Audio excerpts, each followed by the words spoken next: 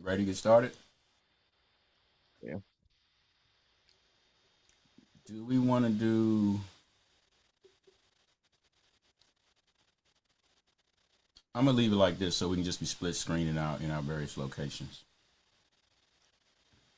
In five, four. Wonder should I close my door? Go ahead and close it if you want. Yeah, let me close it. This is all editable. Hopefully that what's the name in the chat.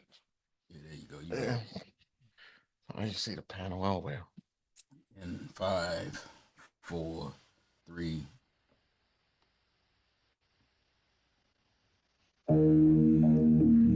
Coming to you from Crow's Nest Studios in the upper room. We have two brothers. We gonna serve it up to you, some food for thought. We gonna give you an appetizer, an entree, and a dessert.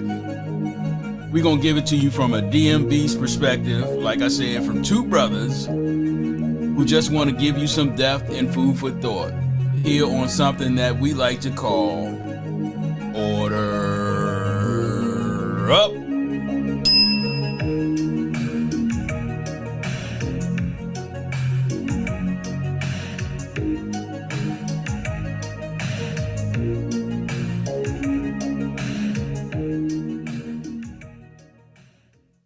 What up, what up, what up, my brother? Hey, what's going on, bro? Oh, a lot. A whole lot. You know, first and foremost, we've been off air for about 3 weeks. We did our last show that was preceding the Super Bowl championship. It wasn't that we were in bad spirits about it. We took the L for what it was. But in this appetizer, I'll talk about what's been going on with us the last 3 weeks, especially me, and how I feel about wrapping up this season in a bow. So for the appetizer, we get started now. So first and foremost, right after the NFC Championship game that happened on the 18th, I proceeded to go out of town, and we did a show afterwards. I think I went out of town and went to the Caribbean for 5 days. And in that time period, you know, weather-wise, Reggie, you're aware of it, and the nation was weather-wise. We had a serious Arctic clipper that came through the nation, and came down south, and it caused a water main break at my home. And it was unbeknownst to us for a week that it was done because of the way our property is laid out as a corner lot and all the conduits we have for the various cable companies, because all the cabling in our community is underground. So it actually seeped into that and then saturated the land underground all the way to our property, and then forced the failure of our sump pump, which flooded the basement where my wife's business is. So we're recovering from that. So we didn't really get into anything because, you know, as you know, Reggie, I've been in crisis mode trying to manage all that and start, you know, grad school at the same time. So I started my MBA. All praise to God for allowing that to happen. Um, and in conjunction with dealing with contractors, demolition, mold remediation, so forth and so on, it and just working a regular schedule, the time just got away from us from recording. But we here now, and we want to wrap up that. Which a couple of things I want to cover in the appetizer. You see the gear we wearing. First of all, we promoting our gear and the purchases we doing. So I want to lead in because I see what you got on. You got on straighten out the bottom a little bit so they can see the bottom. It says Maryland, Capitol Heights. I'm in Capitol Heights, so we have every city in Maryland coming. Yeah. And Yeah. we're starting with our local. We're starting with the M in the DMV. Right. And And I'm we also wearing, and you have the cap as well. So this is from Reggie's apparel company, and that'll be this will be gear that'll be ready for the summer for all y'all. So we're gonna have our merch site, part of our site that's coming up, as well as we're gonna have an upcoming order up cookbook. So unlike the drink champs, I'm not gonna be drinking alcohol per se on here, but I will be from time to time eating meals on here. And today I'm eating a lunchtime meal because of when we're filming of a beautiful Italian toasted hoagie that I made prior to it. The things like that, or the recipes will be on there. All kinds of various recipes that we cop from our recipe repertoires, as well as other chefs and culinary people in our community and at large. We look to partner with people to do that, and the upcoming Order Up cookbook will be coming out. I'm rocking my colors today because we play our arch enemies. Just because our football team, who's elevated to a world class organization in the last 12 months, which we've talked about in nauseum and will continue to talk about from a historical standpoint. Um, the Capitals play the Penguins today about 2 p.m., I think, Eastern Standard Time. And the Grade 8 is in the hunt to unseat um, Wayne Gretzky's record within the next 30 to 45 days, I think. So everybody in town has something, even though we're coming off that high with Jaden, we're still maintaining a high level of sports excellence because we are the monumental city of champions, um, looking for great things, and they're doing well as a team for a playoff team contender in the Stanley Cup race. So I'm rocking the Caps because we in the dead of winter. I'm pulling for my boy Ovi to do what he do, and hoping there'll be a victory today, as well as he scores some points to get closer to that goal. Um, with that being said, Reg, I want to speak to putting a bow on this season in this appetizer, and let's talk about the accomplishments that we're proud of and the history that was made, and just let's put a nice neat bow on that with what the organization did. So I'll turn the floor over to you while I take a bite out of this Indulge. deliciousness. Right. Fantastic season. We were 4-13, I believe, the previous season, 4-win season. We went from 4 wins to 12, and we made it to the conference championship game. Um, we added a dynamic quarterback, second pick in the draft. No doubt. We ended up getting the executive of the year, Mr. Adam Peters. Uh, Coach of the year honors, I believe, should have went to Dan Quinn. But we made Great. some some some great organizational improvements. Obviously, starting with the new ownership group, Josh Harris and company. It was a fantastic season. We exceeded expectations, and But the mission statement was set. the mission statement was set. I think the culture was changed, Mm-hmm. right? The To reflect culture the mission statement. to Yeah. reflect the mission statement. And if anyone's forgotten what the owner, Josh Harris Group, and Josh Harris specifically said in his opening presser was, our job and our goal is to consistently compete for world championships as a world class organization. Yes, indeed. That's the mission statement. That's the mission statement. So with the fantastic season that we had, obviously the expectations will be sky high going in the next season. But it was a fantastic season. Unfortunately, we didn't complete it to the degree that we would have wanted to complete it. But it was a great first year run, To and raise the spirits of a city yeah, and yeah, reignite and a fan base, a new generation of a fan base and the existing fan base. yeah, they hadn't seen success in quite some time. Right, So sometime. yeah, It was a wonderful season. Yeah. Again, we So, took to take the bitter with the sweet. Congratulations to Philadelphia. yep. We take the bitter Doing with what the they were sweet. supposed to. They did what they were supposed to. We're not haters. Um, we congratulate them, but we're also looking forward to having the opportunity to compete against them And this tap coming that season. ass. Next season. Be advised. Please be advised, Philly. We'll be looking forward to it. We'll be looking forward to it. And anybody else.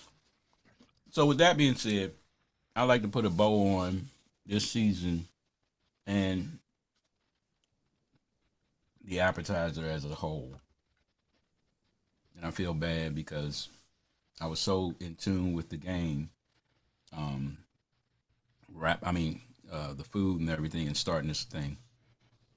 The audio is going to be a little short on this, but to wrap it up, we're very satisfied with where the organization put us as a team in the season.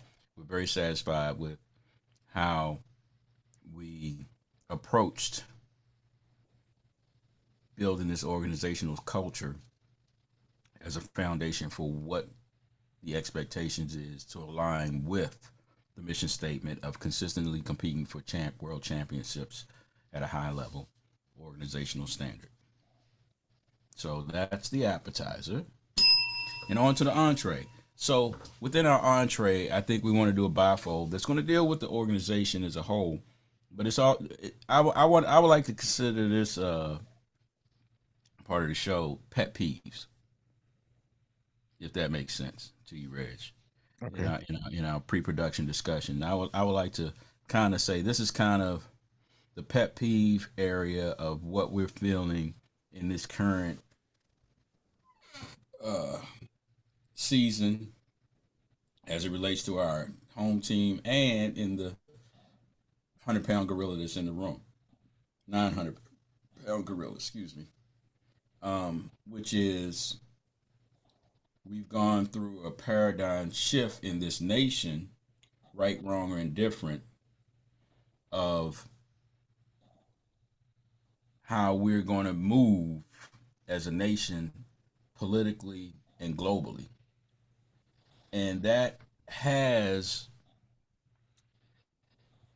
from a community standpoint, it has very large ramifications and impact to the community that we know as the DMV.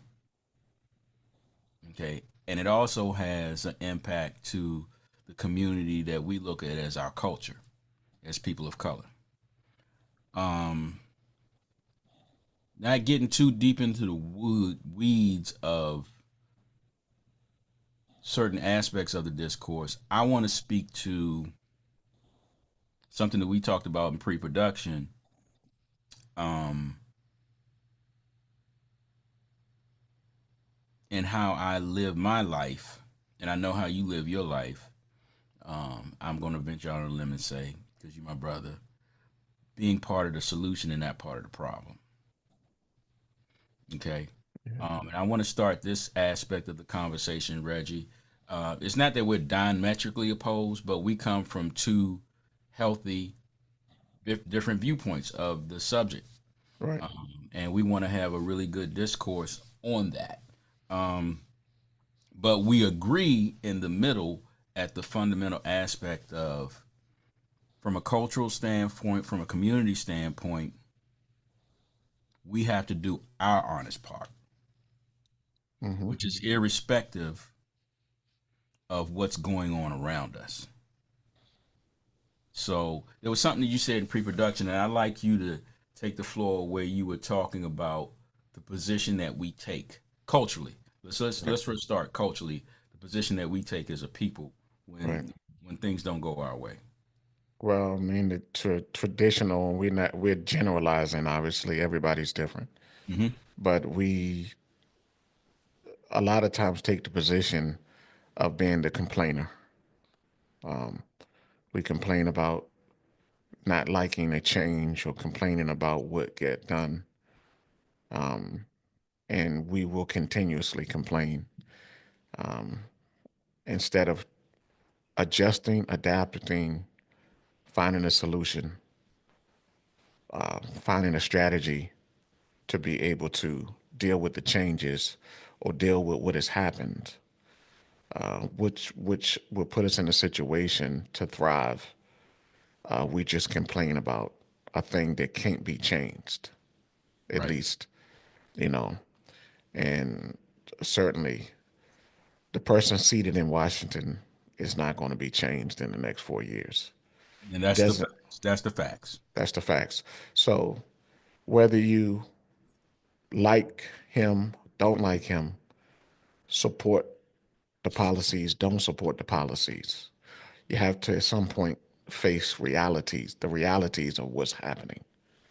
And either you can make a decision to complain about what's happening, or you can position yourself, position your life, make changes or make decisions in your life to be able to still thrive no matter the changes or no matter what's going on.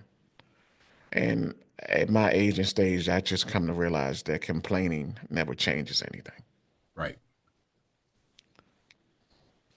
Because in my elegant way of putting it, there's only two sides: being part of the solution or part of the problem. Yeah. It's not always a matter of what is right and what is wrong is oftentimes a matter of perception and opinion. You have, and as Ray said, not to go too deep, you have federal workers that are complaining, right? Because they're seeing reduction to the federal. But I tried to highlight this is in the commercial world, this has always been going on. Right. So this isn't new. This isn't a new thing. It's just become an outrage to federal workers. But newsflash to the federal workers, those of us that have been on the commercial side have experienced this for the last 50, 60 plus years. And You that's not to be harsh and It's not say to be we harsh. don't It's a understand reality. Yeah, we it's a don't truth. understand your pain. Exactly. So but it's a truth. So the fact that the federal side of the house, has had the fortune to not have to experience this for decades, and now they are. You know what I mean? It's the perception of this is not, oh, this is not fair. But this has been going on, corporate side. I've been part of corporate buyouts. And no and nobody, I don't care where you are on the spectrum, right, left, middle. Nobody is opposed to cost savings in the government and cutting out waste. Nobody's opposed to that. Okay. And we know that that means certain things. And it just depends on how you strategically do it or how you bluntly do it. Hmm. But like you said, in this 4 year period, there's going to be a lot of aggressive things done Hmm. because of the direction and the agenda of this administration to do what they're going to do, right, wrong, and different, to benefit what they think their agenda is. Right. Which in a democracy, that's what happens when you win. Yeah. See, So, Ray. Hmm. so what federal workers, what people of color, what people of the middle class and lower class have to do, and what we're alluding to and what we're speaking to is how do I strive to do the things I need to do to keep what I have or attain more, irrespective of that. Right. Right. Okay. So I'm in a household that has one federal worker that may or may not be impacted. Have we had honest discussions about what to do next? And are we initiating plans about what to do next? Absolutely. We're looking at 5 moves ahead because we're actually looking at retirement. Hmm. Okay.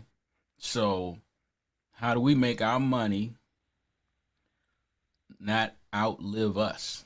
I mean, how does our money outlive us and us not outlive our money? It should always be front of mind in everything you do. But we're at the age at 58 where realistically in 4.5 years we can walk away from everything based on Social Security, the Social Security age of retirement. You follow what I'm saying? Mm-hmm. From the support net that was put, the social net that was put in place by Roosevelt, which is the Social Security Administration. I mean, Social Security retirement, should I say, Right. for every American that they pay into. Okay, you can retire at whatever age you want because it just depends on how you're gonna live and what your means are as far as income. But for laws and tax purposes, 59 or 58, 59 and a half and 62 and a half are certain ages from an educational standpoint that people don't know in America, that you can start your retirement process or start your process without being taxed at a high tax rate in the current tax system that we have. Um, because at 58, 59 and a half, you can pull out your IRAs and your investment funds, your 401ks and stuff if you have that. At 62 and a half, you can start drawing Social Security. At 67, for our age group, you can go 100%, but you can start drawing a certain percentage at 62 and a half. I've strategically put myself in a position to start drawing at 62 and a half. Right. And next year, I can pull out my IRAs, my 401ks, or whatever, myself and my wife. Yeah. The way I see it, obviously, we But I wanted to put that out before you get started. I wanted to put that out there because a lot of people don't know that. right. And I was just going to say that a lot of people haven't really been paying attention. Everything that's going on is everything that they said They would do. as they would do. See, people are just so unused to politicians actually doing what they say. There's nothing that is happening currently that the It current should be a surprise. administration, It should be a surprise. but people were not paying attention. Either people were not paying attention or people wasn't taking it serious. And I've had conversations with, It's like the first go around. They didn't I've take had, him seriously the first go I take around, it, and they you know, thought that he wasn't going to be back in, right, so they didn't take him seriously this go around. But guess right. what? He's back, and he's doing Listen, exactly what they said he was going to do. And he brought exactly. along somebody even more aggressive than him that has another motive that we can get into another show about.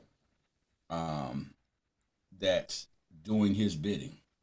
You know, they're, you know, obviously they're different perspectives on the thing, but the thing that can't be argued, right, is that he clearly said what he intended on doing. So we have a community of people who either didn't take it serious, or, they like to say, I'm not worried about it. And See, they're not reacting to it in a way still right. You're not that worried about it until it impacts you. But the wisdom is to position yourself to not be before it affected impacts. regardless. Yeah, before. You know what I And mean? You that's don't something wait till I the was house speaking cuts to on fire to to know that where the fire extinguisher team is. series. Exactly. So to my point, and what I started talking about strategically us having conversations and being prepared for, um, they always talk about emergency funds, this, that, and the other, things of that nature. Um, in our community, one of the things we have to get disciplined to do, and we're speaking in a general sense, because I'm sure people do have emergency funds and people do have portfolios where it's not going to affect them. But in our community, from a black standpoint, African American, African descendant of slave standpoint, and a DMV who's been the federal government headquarters standpoint, people aren't prepared. People aren't No, prepared. no, So because so they haven't heartaches and shit fits of what I'm gonna do next. See, and this is where Reggie and I definitely align. I was a top senior IT contributor to my company who was kicking ass and taking names. Reggie met me on, what was that, 20 plus years ago? No, 10 plus years ago on a government contract where we were both consultants on a government contract. We met 10, 15 years ago. Um, and I've been kicking ass and taking names all my professional career. But that don't mean, and here's my favorite expression. I'm not going to use curse words, but that and a cup of coffee will get you what? A cup of coffee. Right. Because when it all comes down to it, no matter how good I was, no matter what success, no matter what processes I put in, I was always the first person to go and be walked out the door of a job. Not because I wasn't capable, but corporate America don't give a fuck. Your I've been a usefulness, part of it too. your usefulness doesn't matter how many degrees you have and what you contributed to. The realization of you cannot sit at the table but for so long and not have that type of adversity of being the last hired and the first fired, not be a part of your existence in corporate America as a person of color. You just can't. Right. In So general. in general, See, so they what they're getting is much nicer than what we got. Number one, they saw the because buildup, they still have protections, there's still protections in and places for them. right, In and then corporate two, America, they it's saw the all at buildup. will. They saw the Mm-hmm. build. I mean, Mm-hmm. they if you were paying attention, you knew what this party and what It's the gonna do. leader of the party were planning to do. So this is not you. If you were paying attention, you had preparation. Okay, Or you should have been preparing. or you should have been prepared. Right Should have now, been preparing. imagine. This is the preparation that I had. I report to work, and I'm told today is it.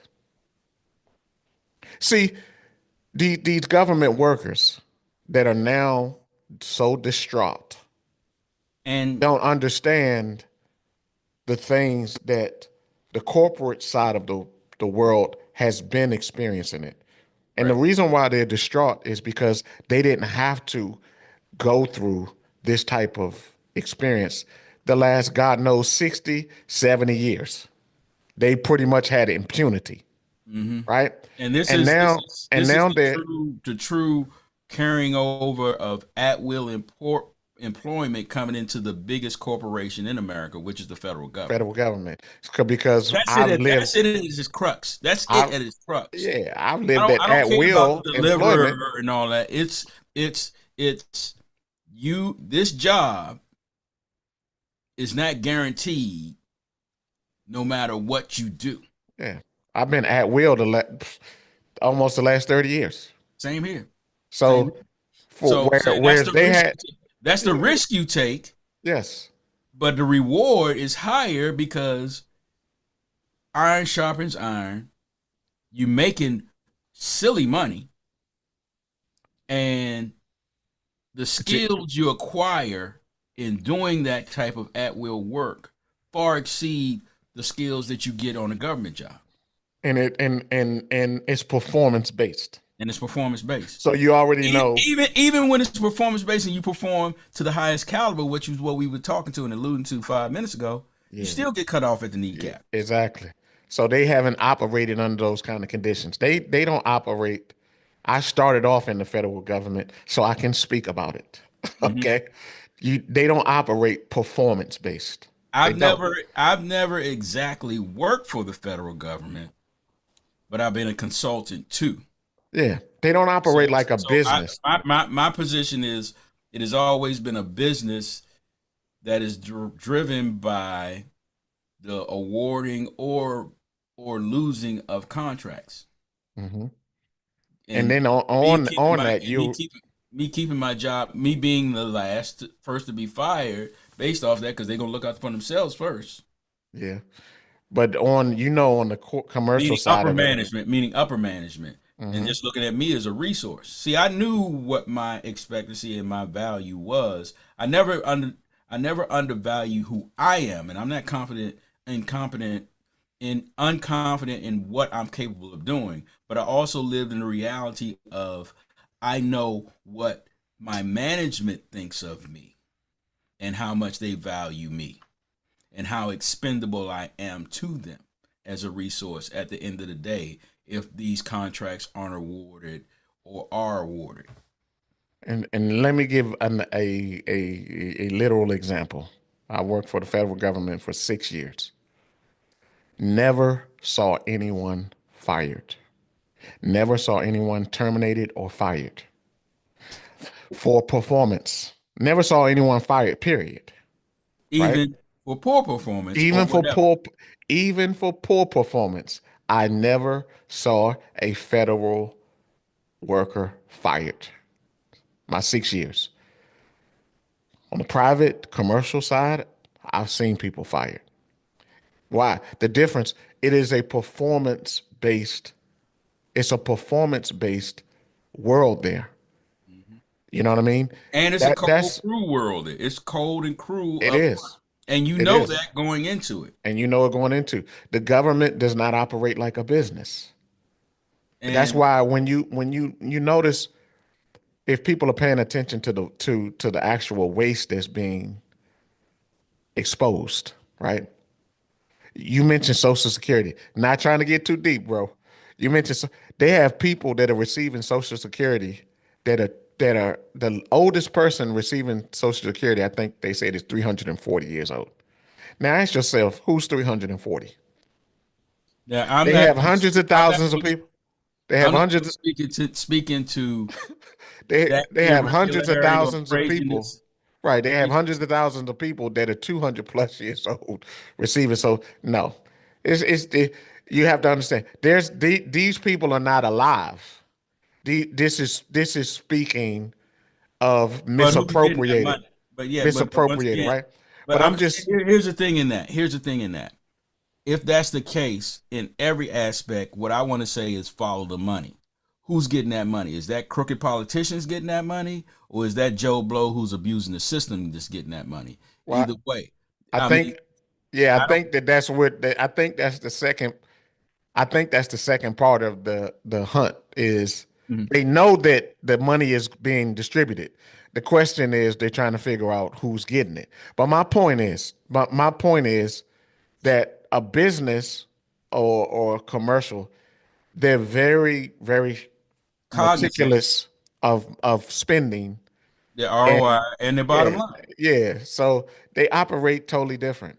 And all But I'm you just talking, saying, but see, getting into the woods, you talking about a system that is in the business of burning money and printing money for the sake of earmarks and things of that nature. So the system as a whole has to have a fundamental change. We can have a whole other discussion on that. But the point we're trying to get to right now is being part of the solution, not getting too deep into the woods. What we're yes. talking about in our community is if you lose your job, if you've lost your job, the first thing you have to do is come to grips with the reality.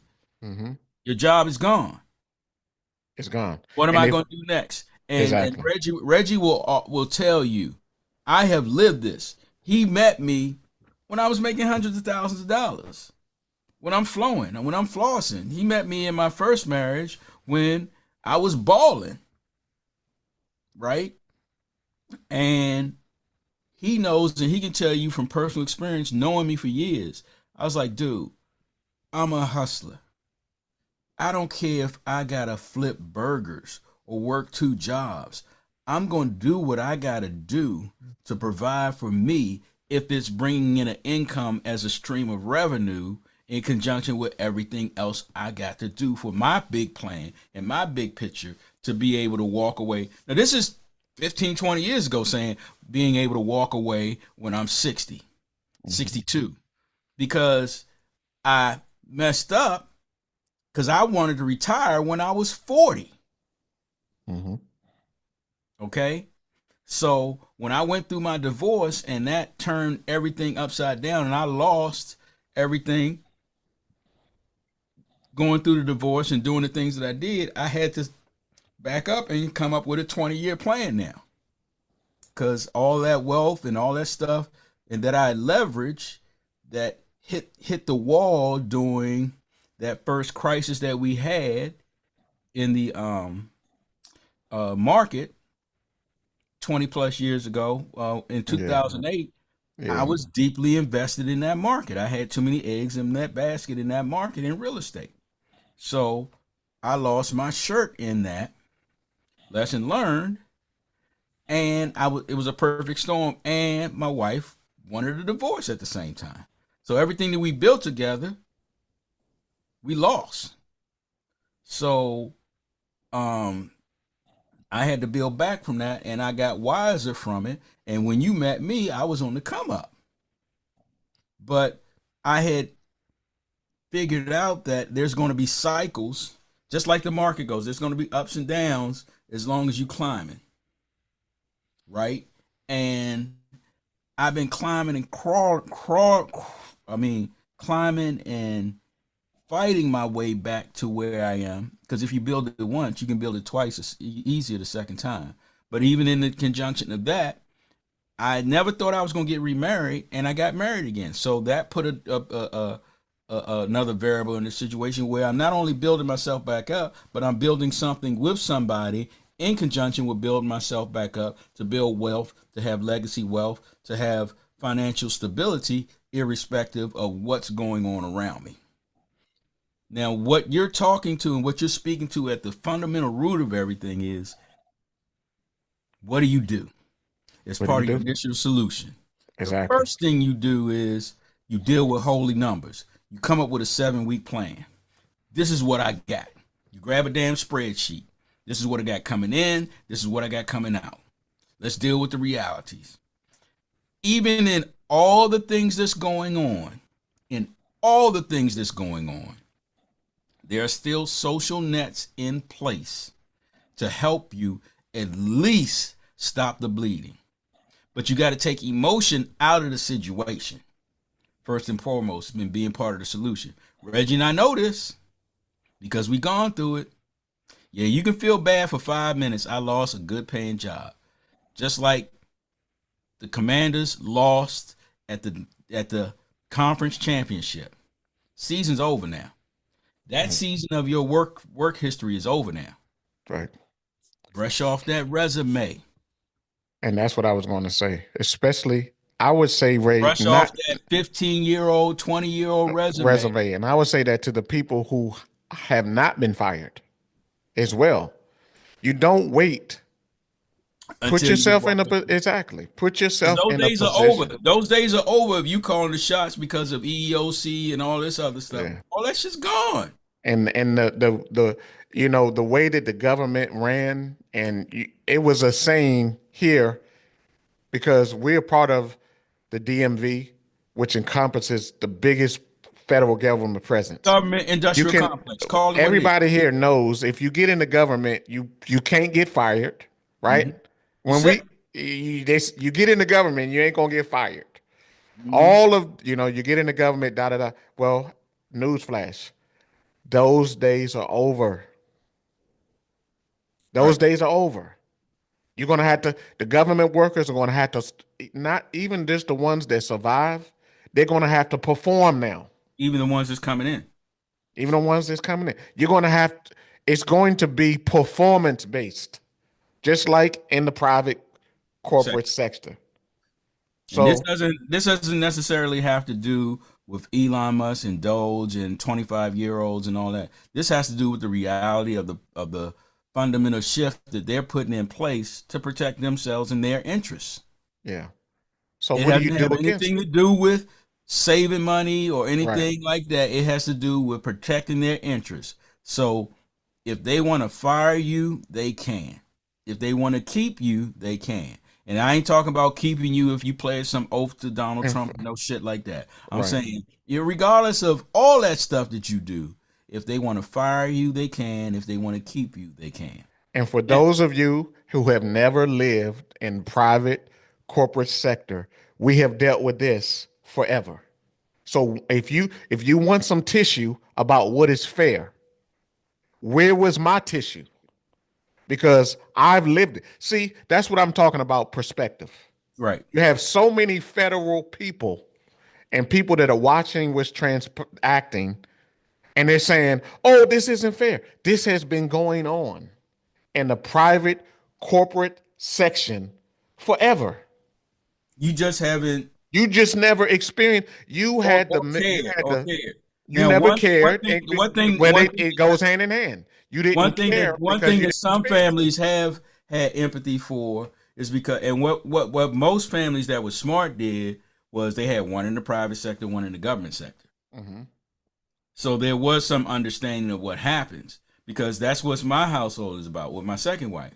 I've always been in the private sector and she was in the government sector, right? So, Governments people don't understand the private world. but she came from the private sector Okay. before she went. The reason she got into the government sector is because she got laid off from a good job during the collapse of the market. And she landed a government job with an alphabet agency here in Washington, D.C. But she had a 6-figure job in California. And she left Cali and came to the DMV with her family because her family's core was here. Her parents, meaning her parents were here, and they had retired here. And she got here and landed. I think she had a private industry job here first, and then she went into the government. And that was 18 years ago. And my story is the exact reverse. What got me into the private sector? Back there was a time where a Republican administration was talking about shutting down. I'm not going to say, I worked for an agency that was a part of the Department of Treasury. They were talking about shutting that down. They were talking about doing rifts, laying people, what they're doing now. But see, back then it was talk, and it has always been talk. Every time a Republican is elected, Republicans don't like big government. You know what I mean? So they always talk about shrinking government. Okay. What led me out of the government is I didn't wait to get rift. Right. I didn't wait. Come to find out, they ended up not going through with it. Right. But that's what took me from the But you made a government. strategic. You made a strategic I didn't. I decision. wasn't going to wait around because they were talking about seniority. If you had seniority, you would probably survive. I didn't. I only had 6 years. I did not. I decided not to wait to get the axe. So I went to the private corporate sector, right? But I say all of this just to say that number one, if I were a government worker today, I would have my resume readily updated. I would be To meet looking today's at stand to meet today's standards, to which meet means today's standard. I would have my resume updated that I could get past an AI search. See, a lot has changed. Yeah. A lot has changed. So all you government workers who was like, I don't know about AI, I don't know, you better learn it. You better understand what it's doing. You better understand. You I would gotta do that, reach. Ray. You gotta And reach. Go ahead. second of all, I would begin to look at other streams of income. You do not want to position your life to rely on one stream. Ray, Right. we've had this conversation last decade. Yeah, yeah. See, And he's wearing the benefits of his work. This podcast is the benefit of that work that we're doing. These are multiple streams of income, ladies and gentlemen. so again, not complaining, but looking for solutions. Being part of our own solution and not being part of the general problem. Yeah. You see, and this is look, we're diametrically opposed on both sides of the spectrum, but we can both collectively talk about the same damn solution. Yeah. Think about it.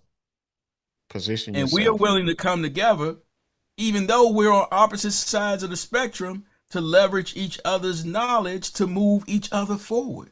Yeah. I don't hate him, and he don't hate me. You don't have to agree with everything And that we they're don't doing. agree It on doesn't every. mean you have to dislike somebody because you don't But agree. how well do we work together, Reggie? Man, we brothers. It's not a camera thing. We brothers off air. We're Yep. brothers. We talk Now, every day. and We you pray for notice each other every a day. lot of times we have different.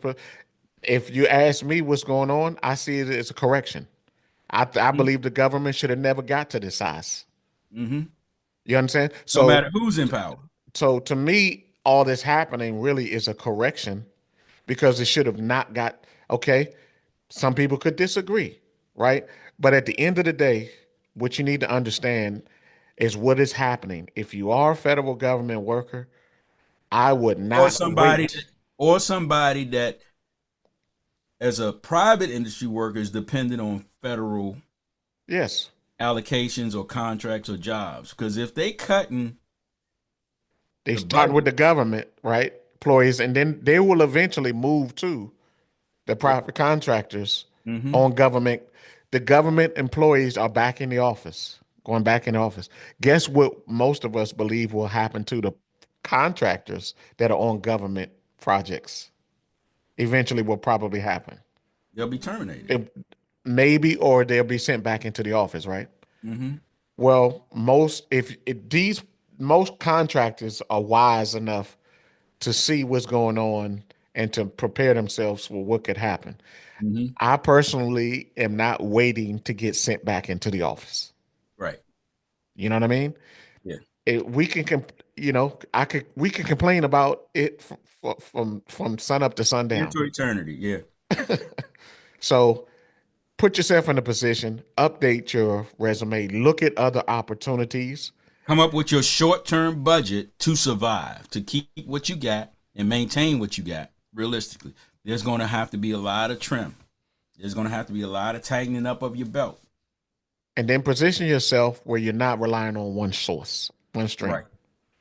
Because You guess know what I what? mean? You got the time to do it. Just don't sit there and wallow in it or get on Facebook or complain or listen to other people. You have the time right now to do it. To do it. The fierce urgency of now is now. And that's how I've always been successful and bounce back, because immediately when something happens, if I got broadsided by it and, like you say, walked into a job and that was my last day, how much money do I have on hand? How much money do I have coming in with this next paycheck? How much money can I survive off of till unemployment kicks in, and then use different social programs to leverage what I have to get back on my feet or stay on my feet or maintain what I have? I've been a person or who's tried not to live outside of my means, way That's above my another thing. means. That's another thing. Okay. So even in this situation, our household was built to survive on one income. It's wise. So when I got fired from my job or laid off from my job 2.5 years ago, we haven't foreclosed on this mortgage in this house. Because you planned and And you made wise decisions. I made wise decisions. And if that meant selling stuff, I sold it. If that meant taking on a second, third job, I did that. If that meant hustling, I did that. Honest hustling, I did that. Using my skills. And you don't know what you're capable of because you've been so complacent and used to having that safety net of saying, regardless of what I do, I'm going to go to work and I'm going to get this paycheck. Well, now that isn't the case anymore. Yeah. So this is the realization. This is actually 1B. 1A is leaning to God for guidance and strength. Yeah. Don't go talk to your friend that's going through that shit with you. Talk to your creator. Because for every one problem that you have, he has 1,000 solutions that he's willing and able and has the desire to give to you if you're willing to accept it. Yeah. So that will be the first thing that I do. Yes. Leaning to God for guidance and assurance and hope.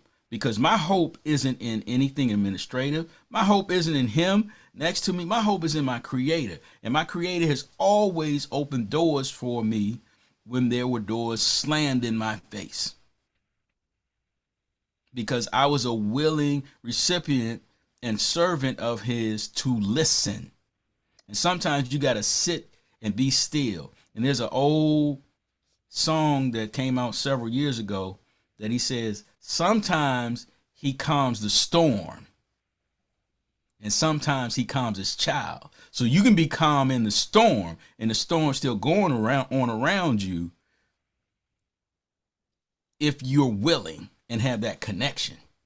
So one is this, but one A and one B is then initiating your plan, your short-term plan, coming up with a 7-week budget. It's not too hard to come up with a 7-week budget. That is a month and a half budget. And then build on it and build on it and build on it and take care of that resume. Because guess what? You got to get a job and be humble that if you got to work at Home Depot or go substitute teach or go do whatever you need to do, go do it. Don't sit around. What are you waiting on? Right. Don't do that. I tell you one difference. If the private corporate people were offered a 7-month buyout, the rate that we would take it would be extremely higher than the government. Because we would take it with the mindset of we would just simply do what? We would take that and we would just go get another job. Yep. It's just simple. I'm still hot in that first 30 days. I'm a hot commodity. You know what I mean? In that first 30 days, we're taking and get another job. The government, they have a mindset, and how much it's a waterfall mindset. It's I got to do this till that stops, and then do that till that stops. You know how much of them have a fear of the private sector? Listen, when I left, and this is why I keep talking about propaganda and people that become victims of propaganda. You know what I mean? And I heard all kind of stuff before I left the government. You're going to go to the private sector? Oh my goodness. It isn't secure over there. What about your health insurance? What about this? It's all of this propaganda in everything. Mm-hmm. And people buy into it. Mm-hmm. Like when Maryland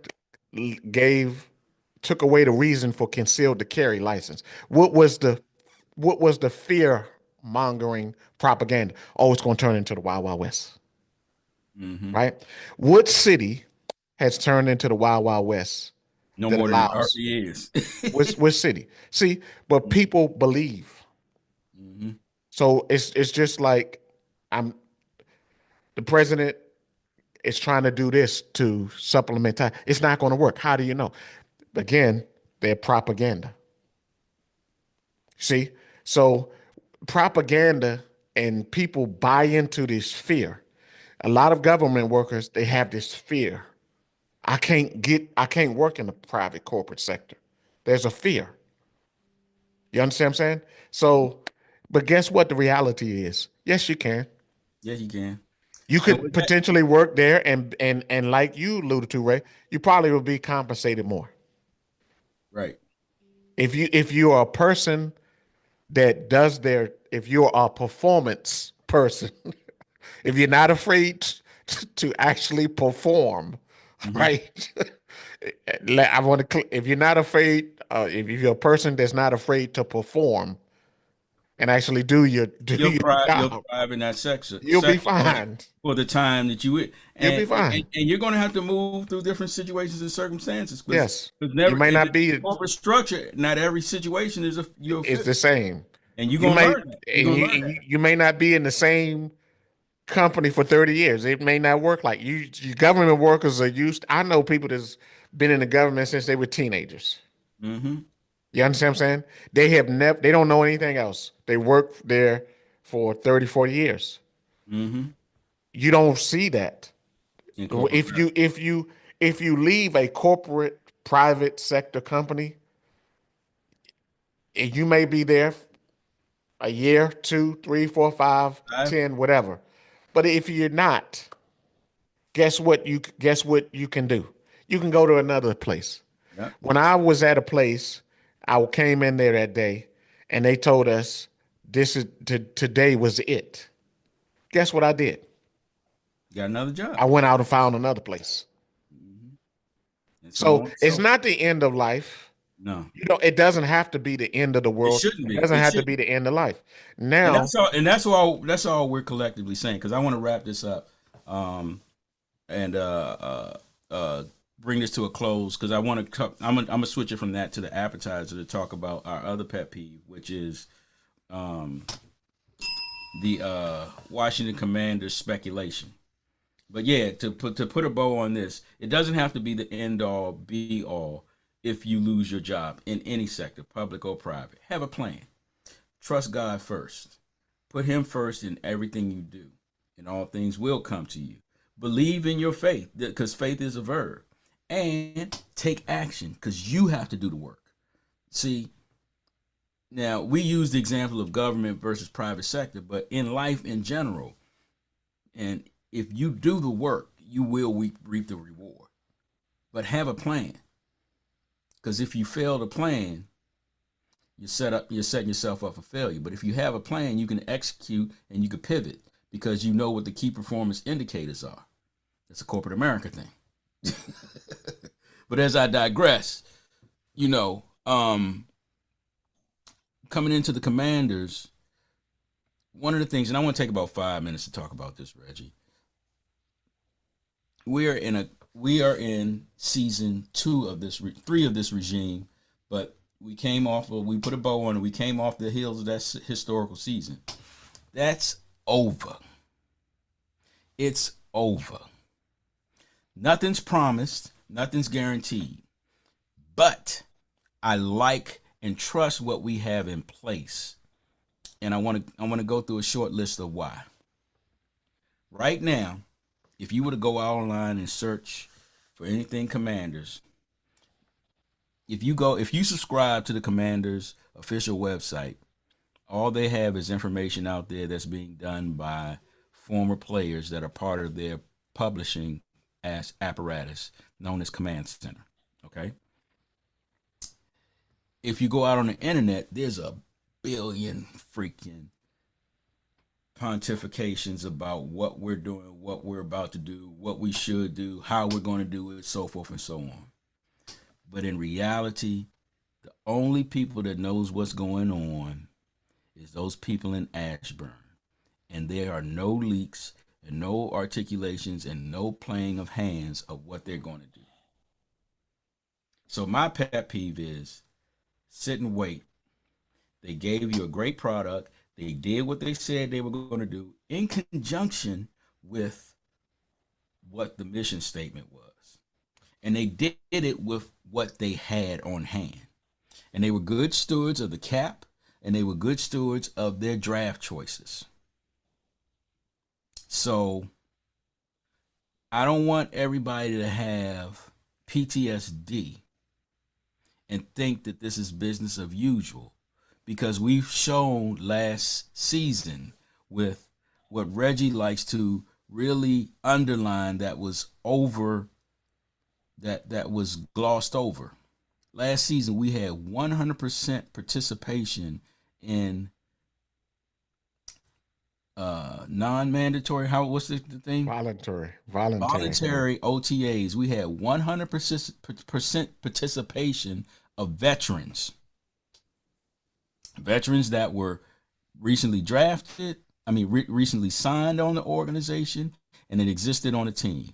100% participation of veterans in voluntary practices or OTAs. That's the culture change. That's the expectation this season. Those that are capable and willing, not due to injury, will show up 100%. That's the culture now.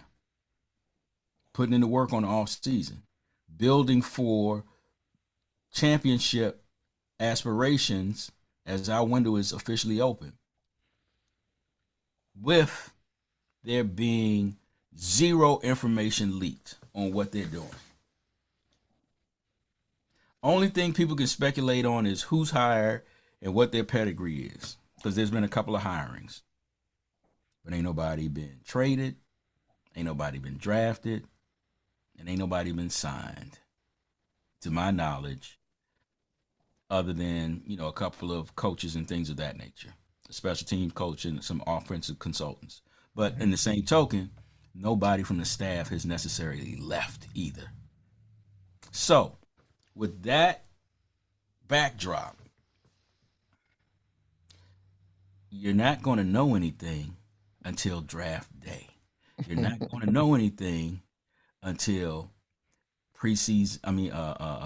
Free agency opens up.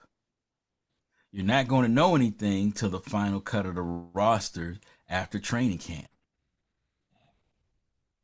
But what you will know is they're going to put themselves in a position to successfully, without giving up the farm or giving up the purse necessarily, to be an active participant in successfully competing for championships in our division now that our Super Bowl window has been opened.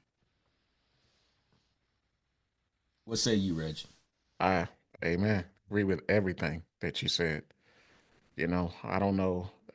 We were discussing every other day. I see somebody saying who the Commanders should sign or are going to sign or should draft and I'm not into fantasy. And I don't care. I don't care. You know why I don't care? Because there's so many variables that go into that. And we talked about that in pre-production. There's Right, so many variables that go into a Myles Garrett contract. right. And at this point, it's what the Browns may have changed their mind and said, well, we want more. Right, And that more may not be what we're willing to give. right. So I don't want to speak on anything or pontificate on anything. Woulda, coulda, shoulda. Woulda, coulda, shoulda. If they open up the purse, Reggie, and they spend it all, I'm going to be okay with it. You know why? Yeah. Because I know they're doing what's in best interest of the team to win now strategically without giving. They won't leverage it to the point where for the next 10 years they can't do anything like a Jacksonville or some of these other losing teams. They're good stewards with what they have. So I'm confident about that. Yeah. So I want to put that to bed and say that's the pet peeve and appetizer that I want. I mean, not appetizer, but dessert that I want to give everybody. Let's just be patient and let them do what they do, because they've proven that what they do works. So with that said, we're gonna wrap this thing up. And I want to say, Reg, we did another good show. Yes. I'm happy about where we are with everything. And I'm going to close this thing down. And we're going to close this thing down. And I look forward to our next topic and our next show coming up in the next week. And we're going to try to get on a consistent schedule, ladies and gentlemen, and give you what you need from food for thought here on Order Up.